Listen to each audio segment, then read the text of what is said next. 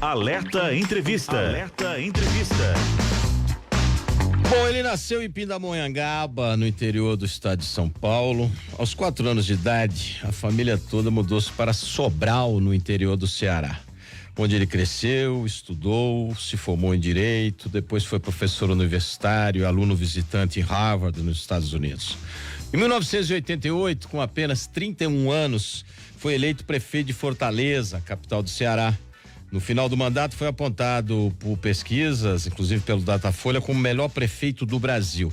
Por sua atuação na prefeitura, elegeu-se governador do Ceará em 1990. Ele foi premiado pelo UNICEF por seu trabalho na redução da mortalidade infantil. E aqui eu vou acrescentar da minha própria cabeça a questão da educação. Sobrar um exemplo para o Brasil, e é uma criação do Ciro isso em relação à educação. Em 1994 foi convocado pelo então presidente Itamar Franco e assumiu o Ministério da Fazenda, onde ele comandou a economia e consolidou o Plano Real. Ciro foi 2 vezes candidato a presidente. Em 2003 foi convidado pelo ex-presidente Luiz Inácio Lula da Silva para ser ministro da Integração Nacional e tirou do papel o projeto da transposição do Rio São Francisco. Pai de 4 filhos, Ciro tem 38 anos de vida pública e nenhum processo por improbidade administrativa. Porque você não sabe o que é isso? Ele nunca meteu a mão no jarro. Não tem nada, uma vírgula para falar sobre corrupção. Muito boa tarde, Ciro Gomes, é um prazer ter você aqui no Alerta Super. Infelizmente não vou poder lhe ver por um probleminha técnico, porque eu queria ver a capa do livro que você está lançando. Tudo bem, meu amigo? Tudo bem, Carlos Sapinha, um forte abraço a você, muito obrigado aí por ter me apresentado a boa gente mineira, não só de Contagem, mas toda a Grande Belo Horizonte, e tem acesso também à nossa Rádio Tempo pelo mundo inteiro, pela internet. É um prazer muito grande falar com você. Ô Ciro, vamos começar falando primeiro do livro, pode ser? Claro, eu tô às suas ordens, completamente. Me diga sobre esse livro aí, que eu já tô sabendo que a primeira edição já tá esgotada. Como é que eu vou fazer para comprar o meu? Não se preocupe que o seu vai de presente, com muita alegria, porque mandando um presente desse para você, eu estou falando com o melhor da gente mineira. O livro é um esforço de explicar em linguagem mais simples possível o que está acontecendo com o Brasil.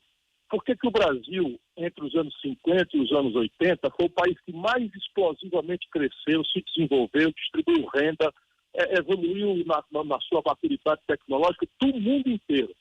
Isso aqui é importante nesses tempos trágicos de crise, de incompetência, em que o Brasil está atolado, de medo da pandemia, a gente saber que entre 1950, que foi ali, sob o ponto de vista dos tempos da história, entre 1950 e 1980, o Brasil crescia até 15% ao ano. E, de repente, agora, nos anos 80 para cá, a gente tem crescendo uma média de 2%. E chegamos ao fundo do poço. Porque na última década, entre 2010 e 2020, o Brasil simplesmente colapsou e a consequência disso são milhões de pessoas desempregadas.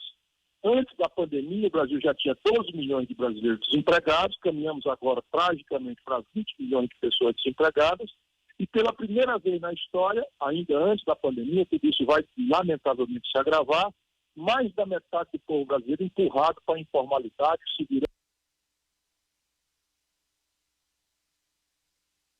Caiu a linha do Ciro. Vamos pedir para tentar novamente ali. Eu vi o Everson chegando ali, podia ver com ele se consegue fazer essa conexão, porque tem muita gente participando, milhares e milhares de pessoas entrando aqui na nossa live. A cada minuto vai aumentando o número de pessoas e todo mundo quer sempre ouvir o Ciro Gomes, como eu disse, é um expoente da nossa política nacional. Evidentemente tem gente que não gosta dele, é um direito, todo mundo tem o direito de gostar de quem bem entende, né? Mas em matéria de preparo, eu confesso a vocês que eu não conheço ninguém que seja tão preparado para comandar um país. Em matéria de economia, em matéria de política pública, ele conhece do assunto, ele sabe do que ele está falando.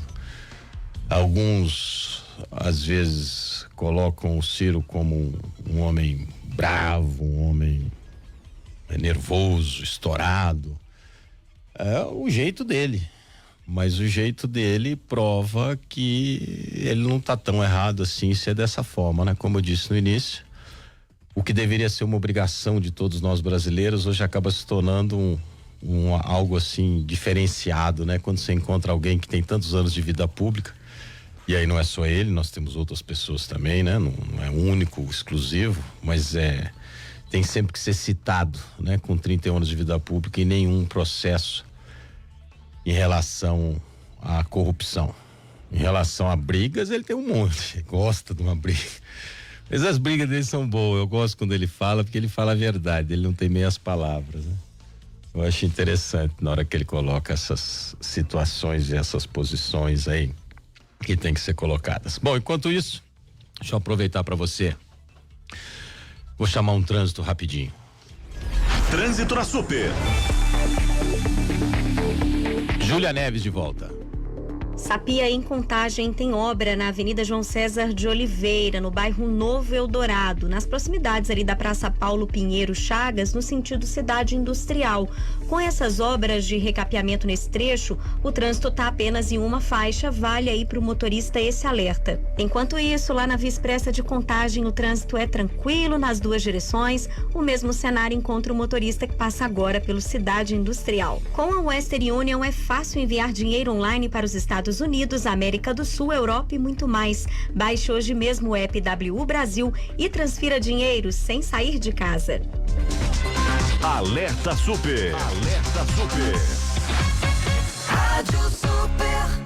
É a sua vida que move a Oncomed. Por você, inovamos de todas as formas.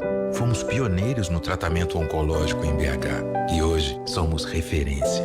Temos uma equipe multidisciplinar que te acolhe com carinho, empatia, afeto. Criamos o programa Experiência do Paciente para cuidar de você como ninguém. Acesse oncomedbh.com.br e saiba tudo o que fazemos por você. Oncomed, é a sua vida que nos move. Os Supermercados BH tem uma equipe que se mobiliza com cuidado e segurança para que nada falte na sua casa. Frango in natura congelado, quilo 4,98. Filé de peito de frango Rivelli pacote 1 quilo 9,90. Banana prata, quilo 2,28. Achocolatado em pó Nescau sachê 800 gramas, 8,98. Café pilão pacote 500 gramas, 7,68. Supermercados BH, fique bem, fique em casa. Se precisar, estamos aqui. Rádio Super 91.7. Super Viagem. Com Paulo Campos. Oiê, você que gosta de viajar, bem-vindo ao Super Viagem, suas dicas de turismo em tempo de coronavírus. A alta temporada começou em maio e vai até agosto em Monte Verde. A vila fica na Serra da Mantiqueira, quase na divisa com São Paulo. Monte Verde estava fechada há 2 meses por conta da pandemia de coronavírus. Só que os moradores vivem de turismo. Nesta época do ano, o distrito de Camanducaia costuma receber cerca de 250 mil a 300 mil turistas. Eles estão em busca de natureza e do friozinho da montanha. E olha que a vila é fria. No último final de semana, os termômetros registraram 1,4 graus. Um decreto do prefeito Edmar Dias relaxou desde segunda-feira as medidas de restrição. Serviços não essenciais foram autorizados a funcionar. Eles só precisam cumprir as normas do programa Avanço Consciente. Esse é um selo que atesta que o empreendimento cumpre os protocolos de higiene e segurança. Amanhã vai ser a vez dos hotéis abrirem as portas. Monte Verde tem cerca de 5 mil leitos. Só que os hotéis só poderão efetuar reservas por 15 dias, porque caso volte a propagação do vírus, a vila será fechada de novo. Como Gramado no Rio Grande do Sul e Foz do Iguaçu no Paraná, Monte Verde já está pronta para receber os turistas. A hotelaria preparou promoções. As diárias podem cair pela metade do preço praticado antes da pandemia. Segundo o prefeito, a propagação do novo coronavírus está bem controlada na região. Os leitos de UTI de hospitais em Camanducaia e nas cidades próximas estão com baixa ocupação. Monte Verde tenta conciliar economia com saúde, mas sempre de olho nas estatísticas. Vamos torcer para que dê certo. E você, ouvinte, viajaria para Monte Verde neste momento? Mande suas dúvidas para paulo.campos@otempo.com.br. Segue a gente também no Instagram com a hashtag SuperViagemOficial e acompanhe as notícias sobre o coronavírus em tempo real no Brasil e no mundo no portal otempo.com.br. Paulo Campos, para a Rádio Super.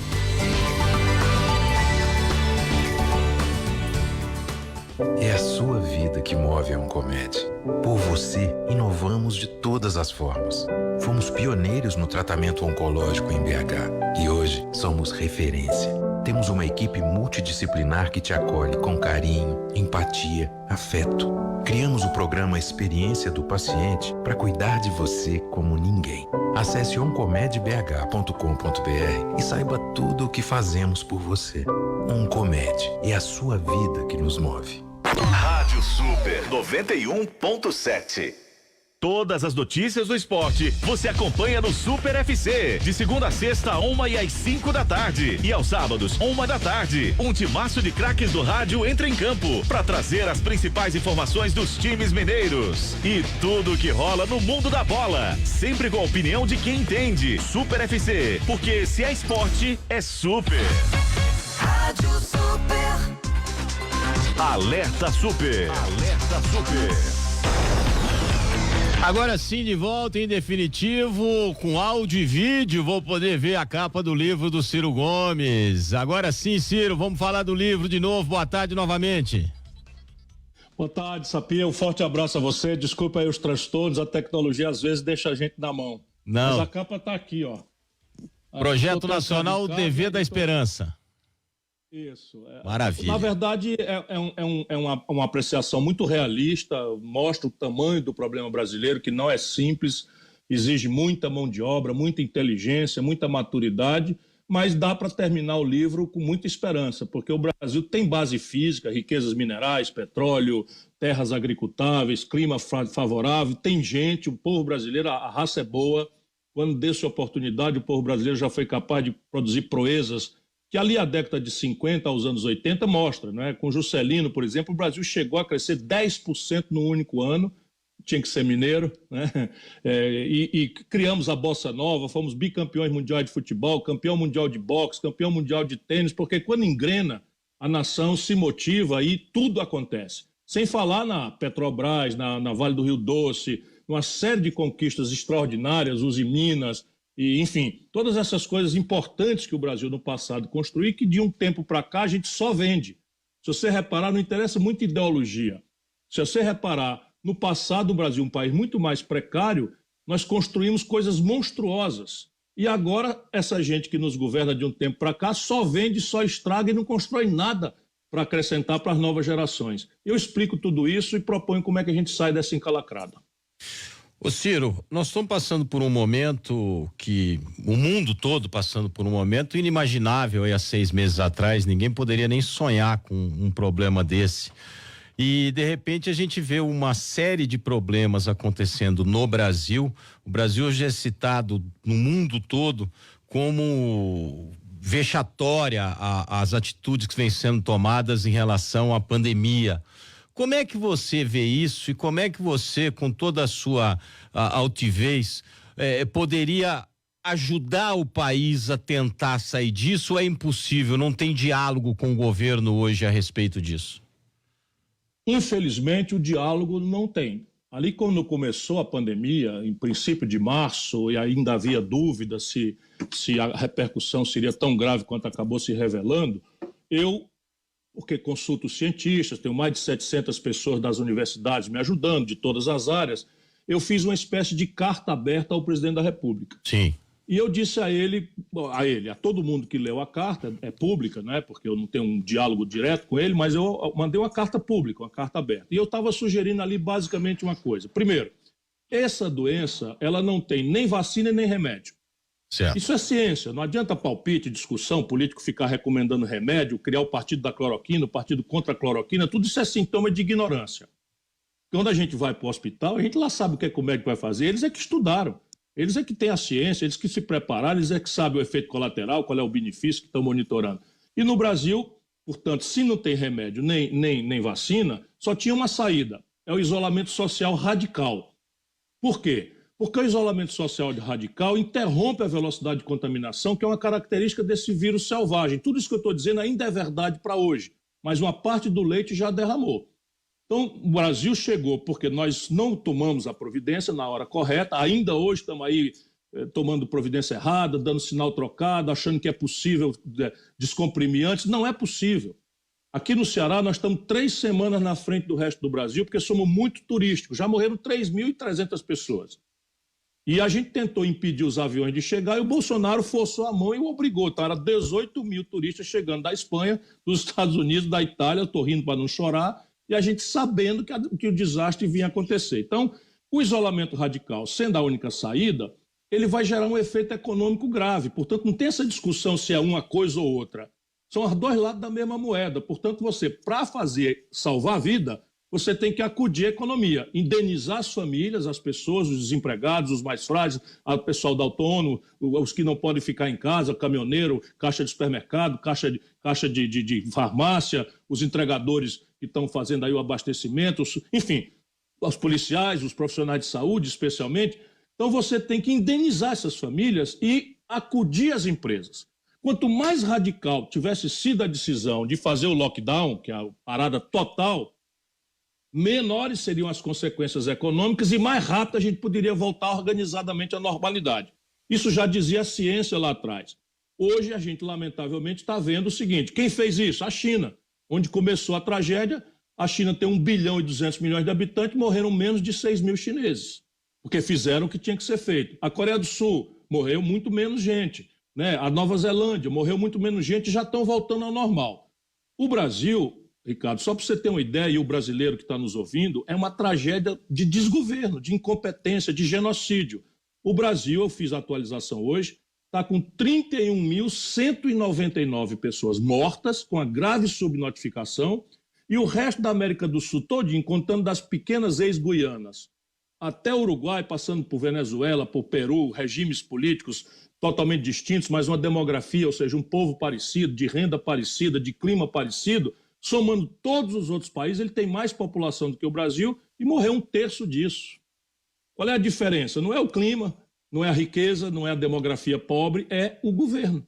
Então nós erramos a mão e estamos errando gravemente a mão. O Brasil tinha que testar em massa, está nessa carta, e nós somos o país que menos testa no mundo. Minas Gerais é o estado, um dos estados que menos testa. Vocês estão aí correndo o risco de estarem subnotificando até mais de 1.500 mortes que foram enterrados, os cidadãos e as cidadãs, com sintomas, a morte causada por infecção respiratória, mas quando você compara o mesmo período do ano passado, tem 750, 1.000% a mais dessas causas. Por que razão? É porque não estão testando e é a Covid que está matando, e você não tendo o teste não sabe para onde está indo a doença, portanto não sabe para onde ir o remédio. Depois o Brasil não fez aquilo que tinha que fazer em matéria de antecipar a compra de respiradores, de fazer a compra e a qualificação de leitos de UTI, o treinamento e a capacitação e o recrutamento de pessoal. Então nós estamos caminhando para uma tragédia em que as simulações hoje apontam para o epicentro, já é o Brasil, e nós vamos chegar, se Deus não nos salvar e a responsabilidade dos homens públicos que estão com a decisão na mão, nós vamos chegar entre 80 e 125 mil mortos no fim de agosto. Essas são as simulações das entidades globais e brasileiras que estão trabalhando em cima, né, da ciência. O que eu posso fazer? Brigar, levantar a voz. Eu estou falando 5, 6 horas por dia, não é, pedindo, pelo amor de Deus, que a população exija dos seus governantes, não é, que apoiem o esforço da população ficar em casa. Não está na hora de sair. Né? Voltar às aulas, por exemplo, significa colocar 48 milhões de filhos nossos como vetores de contaminação. Porque essa doença era terrível.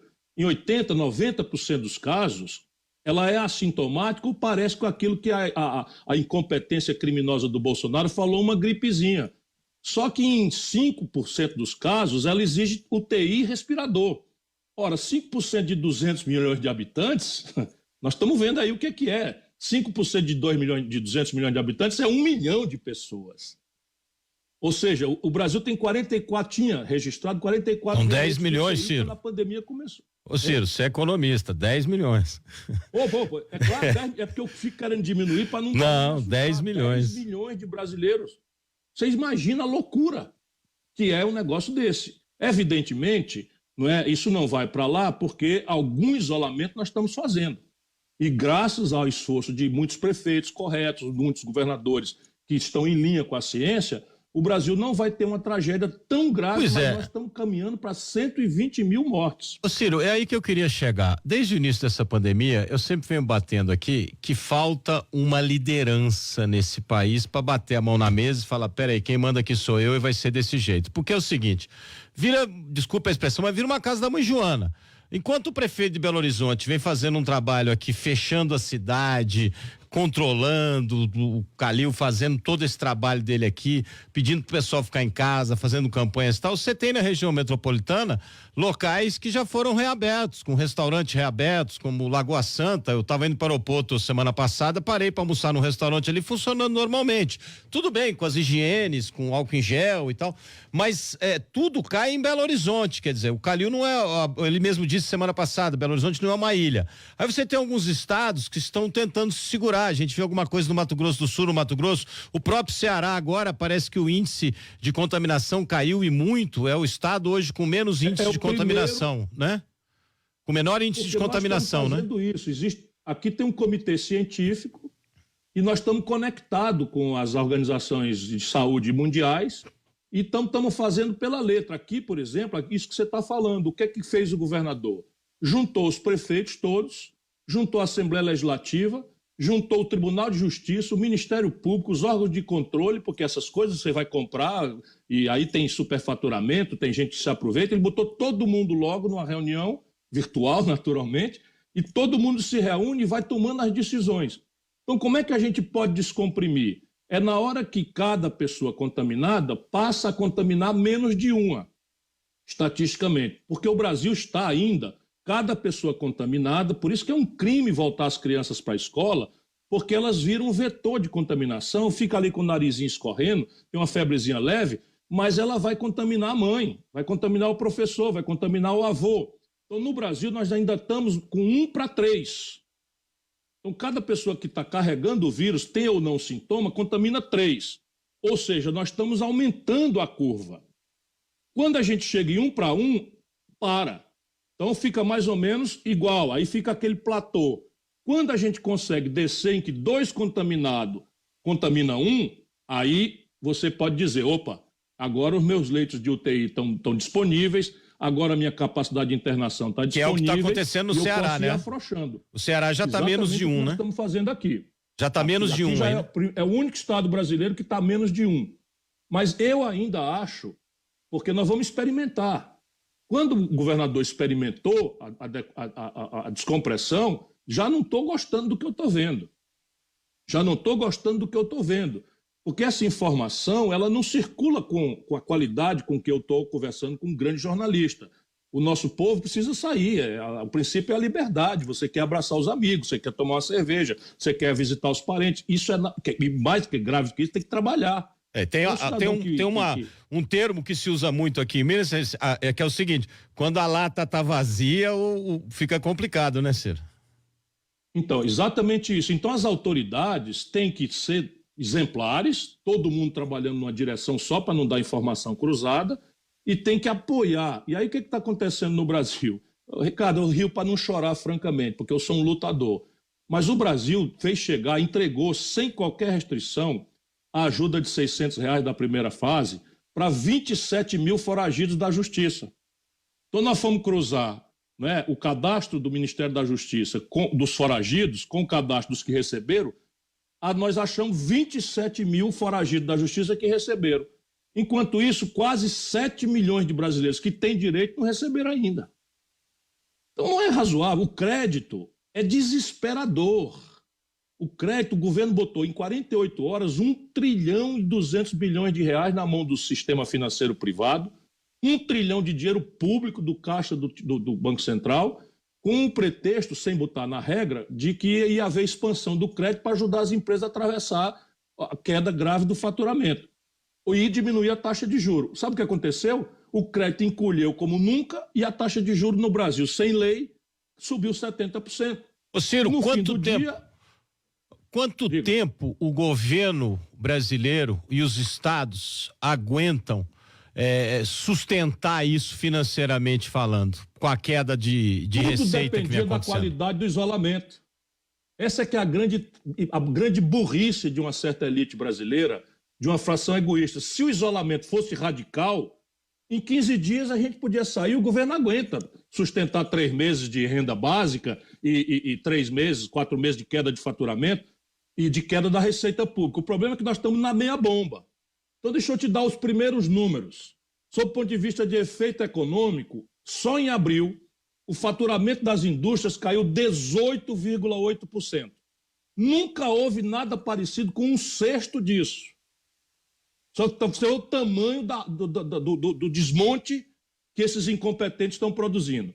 O maior déficit público da história do Brasil, aquela diferença entre o que o governo arrecada e o que o governo gasta, foi 130 bilhões de reais no ano passado. Sabe quanto já está? E contando, 670 bilhões de reais é o buraco na conta do governo. Quebraram o Brasil. Quebraram o Brasil. O ajuda acaba a terceira parcela em junho. Nosso povo não aguenta sem uma ajuda. Então lá se vai mais. O crédito que era para chegar nas populações não chega. A Caixa Econômica está criminosamente, um banco do governo, exigindo a garantia real, contrapartida de 150 mil reais, se o camarada quer pedir 150 mil reais. O Congresso aprovou uma carência de 8 meses para o cara tomar o dinheiro hoje e começar a pagar daqui a 8 meses, o Bolsonaro vetou. Então você nem tem equação técnica de governo para a pandemia e uma tragédia de incompetência, de incapacidade de entender o tamanho da questão econômica. Então o Brasil já quebrou. A dívida pública brasileira vai atingir pela primeira vez 100% do PIB, e quando ela atinge esse tamanho, ela começa a encurtar de prazo, é que nem a agiota. Sim. Se o camarada que lhe empresta dinheiro achar que você não vai dar conta de pagar, ele só começa a lhe emprestar com um prazo muito curto, empresta hoje para receber amanhã e bota a faca no pescoço do juro alto. Hoje a Selic é 3% e o governo está pagando 6% para os bancos. Ou seja, enquanto está todo mundo quebrando, o comércio, a indústria, a agricultura, o povo sofrendo desemprego, de novo, a banqueirada está faturando com a tragédia, patrocinado pelo governo. Ô Ciro, me diga uma coisa. A minha preocupação, eu acho que ninguém melhor do que você, eu disse no início aqui quando estava te apresentando, eu não conheço hoje e não conhecia na eleição, digo em 2003, que em 2003 você estava bem mais novo, eu também, mas nas últimas eleições de 2018, você era, se não o mais preparado, um dos mais preparados. Nós tínhamos nomes preparados lá também, que eu tenho muito carinho, como o senador Álvaro Dias do Paraná, é meu conterrâneo, assim, praticamente, né? Ele nasceu em Quatá, mas foi criado em Maringá e Londrina e tal. Então, assim, são pessoas preparadas, pessoas conhecidas. Eu não conheço ninguém com a sua criatividade, a sua condição de lidar com política pública e com economia. Até quando você estava fora do ar, eu brinquei aqui, falei, o Ciro é brigão, ele briga com todo mundo e tal, ele gosta de fazer confusão e tal, mas é o jeitão dele. A minha pergunta é o seguinte: você é uma pessoa que tem total chance de colocar o Brasil nos trilhos. Você é pré-candidato às eleições em 2022. Você tem hoje no Brasil de 10 a 15% dos votos que são seus.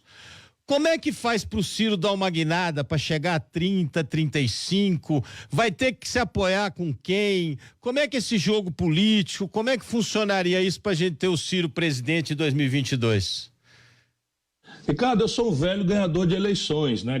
Graças à generosidade do povo do Ceará, que me conhece de perto, minhas qualidades que eu possa ter, todos os defeitos que eu certamente tenho, eu nunca perdi uma eleição no Ceará, nem aquelas que eu perdi para a presidência da República.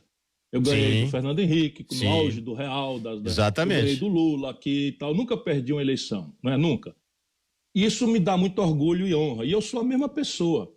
Claro que tem uma coisa que eu estou aprendendo com o tempo, é que o Brasil tem linguagens muito diferentes. Então, aquilo que no Ceará eu sei afirmativo, falar as coisas com clareza, né, com um sotaque bastante desabrido, aqui é visto assim: o cara é sincero, não é mentiroso, não é um enrolão, e o cara só fala essas coisas porque não tem rabo de palha. Sim. Então, aqui isto é virtude, só que em alguns lugares assusta.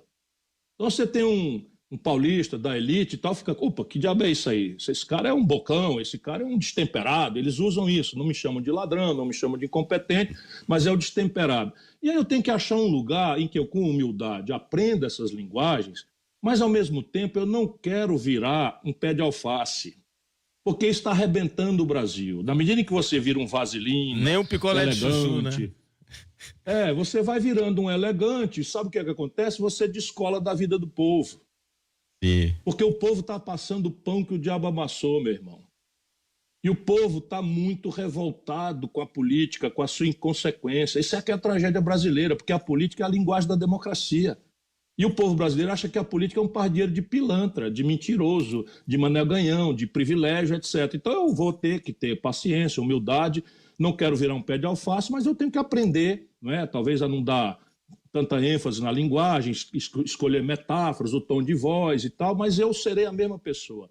Acho que nesse momento o Brasil precisa mais do que nunca que cada um de nós seja honesto, tenha clareza de posicionamento, diga a que senhor você quer servir. E se vai propor alguma coisa, tem que obrigar o cara a dizer de onde é que vem o dinheiro, sabe? Ah, vou fazer educação, saúde, vou moralizar, peraí. Ok, muito bem, gostei dessa parte aí. Agora, quanto custa? De onde é que vem o dinheiro? Você já fez isso alguma vez na vida? Quando você esteve no governo, você fez? E aí a gente ganha a parada. Porque, de fato, seja porque estou ficando velho, o mais treinado sou eu. Olha, você, a última vez que esteve aqui comigo ao vivo, não foi a última entrevista, que já fizemos uma outra nesse intervalo por vídeo. Você brincou comigo aqui que ia me lançar na política. Então nós vamos fazer um negócio, mas temos que combinar com os russos, tá? Eu saio de vice do Calil agora para prefeito. Daqui 2 anos o Calil sai pro governo, você sai para presidente, eu fico prefeito de Belo Horizonte e nós damos um jeito nessas Minas Gerais, em BH e no Brasil. Olha, isso aí para mim é uma sinfonia, porque cada dia que passa admiro mais o Calil. O Calil é um exemplo de administrador, é um exemplo de quem não fica com conversa mole, de ficar bajulando demagogicamente o povo. Ele vai lá e diz que pão é pão, queijo é queijo e tal, e as pessoas respeitam, porque ele está entregando. Sim. Ele entrega, ele é um bom administrador, ele está preocupado concretamente em entregar. E você tem uma vida de comprometimento, né, com seus ouvintes, com seus espectadores, sempre na linha da defesa do que há de mais honrado, correto. Já sofreu constrangimentos e perseguições, você me conhece e eu também lhe conheço, por conta da sua fidelidade, afinal de contas, aos seus ouvintes, ao seu povo. E eu estou juntando uma turma boa aí. Em Minas Gerais tem o Maré Rinja, que conduz o nosso partido. Nosso segundo secretário da mesa. Isso, e eu tenho grandes planos para ele. E aí mesmo, em Contagem, pertinho, está o Ivaí Soalheiro, que é aquele que nós vamos encarregar aí da tarefa de levar nossa bandeira em Contagem. Grande vereador, foi secretário aqui de desenvolvimento, fez um trabalho belíssimo, teve que deixar a secretaria agora para reassumir a Câmara, e é um excelente nome a Prefeitura de Contagem. Pois é, o Ivaí Soalheiro é um belo de um companheiro, é um amigo que eu vou aí carregar um panfleto para ele, balançar uma bandeira aí numa esquina por ele. E se você de fato topar, eu vou começar a conspirar, senhor. Olha lá. Tamo junto.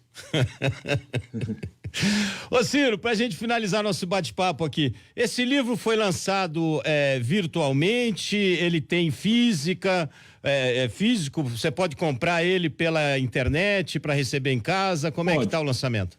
Pode. Ele está no site da Amazon.com, certo. Amazon.com.br, né, que é o site local, já é o mais vendido do Brasil, para minha gratidão, né? E basicamente é uma ode à esperança, Ricardo. O problema brasileiro é muito grave, mas se a gente juntar a inteligência que o Brasil já tem com essa generosidade que Deus nos deu dessa terra tão farta, nós vamos achar o caminho. Tá certo. Ciro Gomes, muito obrigado pela sua participação. Não vou desejar sucesso pro livro, porque já é um sucesso. Estamos aqui sempre à disposição do que você precisar, sempre um bom papo, sempre trazendo boas informações, e parabéns pelo que você faz pelo nosso país. Eu sempre digo aqui, as pessoas às vezes me chamam de bolsominion, às vezes de petista, às vezes não sei o que, eu falo, gente, eu sou a favor do Brasil. Agora, se você quiser saber em quem eu voto, eu sou filiado ao PDT desde 1986. Um beijo no seu coração, Ciro. Beijo no seu coração, meu irmão. E se me permitir me despedir da boa gente mineira, é fazendo um apelo. Se você puder, meu irmão, não esqueça os políticos. Fique em casa, proteja seus amigos, sua família. E se a força de tudo você não puder ficar em casa, bote a máscara, fique 2 metros pelo menos de distância. Eu sei que isso num terminal de ônibus não é fácil. Lave a mão com álcool gel se puder. Enfim, se proteja, que a sua vida é muito cara e está em risco. Ok, muito obrigado. Ciro Gomes conversou com a gente no lançamento do livro dele. Agora 3 minutinhos para as 4 horas da tarde.